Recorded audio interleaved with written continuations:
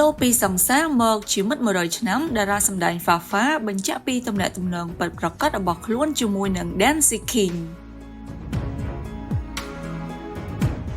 ត្រូវការដំឡើង steam spa sauna អាងទឹកក្តៅទឹកត្រជាក់និងអាងទឹកគ្រប់ប្រភេទទំនាក់ទំនង Neptune ឥឡូវនេះ078 543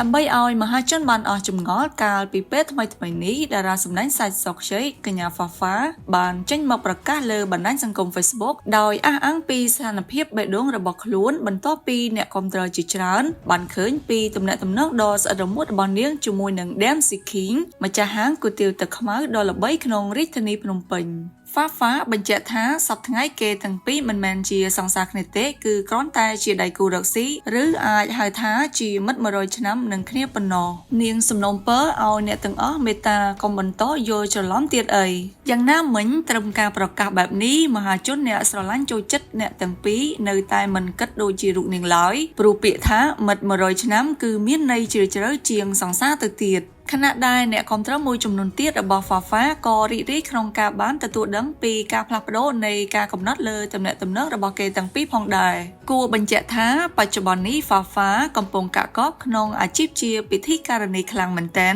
ដោយទទួលបានការគាំទ្រខ្ពស់ពីទស្សនិកជនតាមរយៈកម្មវិធី Rapper Fighter ដែលចាក់ផ្សាយលើកញ្ចក់ទូរទស្សន៍ PNN កន្លងទៅស្រីស្អាតគ្មានកន្លែងទាស់រូបនេះរមែងចែករំលែកពីសកម្មភាពស្និទ្ធស្នាលគ្នាជារឿយៗជាមួយនឹង Dancey King ព្រមទាំងបង្ហាញពីការចាប់ដៃគ្នាធ្វើមុខជំនួញសាងអនាគតនឹងគ្នាទៀតផង